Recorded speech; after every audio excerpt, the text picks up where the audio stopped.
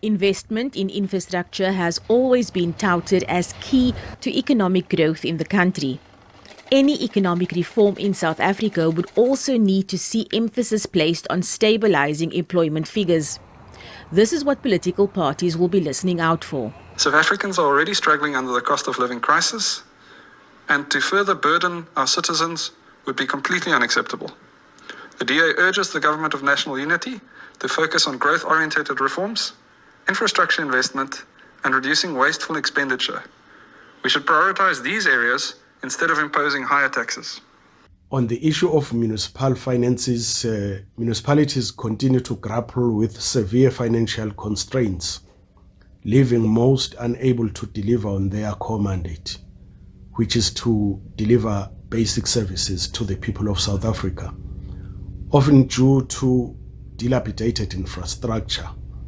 Therefore, the IFP calls for incrementing the basic infrastructure grant provided to municipalities.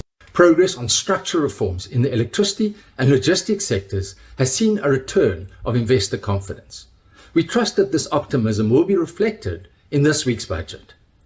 Economic growth is, however, still expected to lag at about 1% of GDP for this year, which is clearly insufficient to address high levels of unemployment and poverty and must be improved. Government of National Unity's budget that will be delivered this week must demonstrate that the Minister of Finance is implementing the priorities that were recognized and agreed to in the statement of intent that the 10 parties who formed a Government of National Unity all signed up for. There must be a laser focus on the triple crisis that South Africans face: unemployment, inequality, and poverty. This budget must defund programs that are under-delivering. We have to fund economic growth that reaches at least 5% per year in order for us to have the employment, to have the job creation that we need that has been targeted. We have to be at least 5% of growth, of economic growth per year. The president's target of 3% is simply not enough.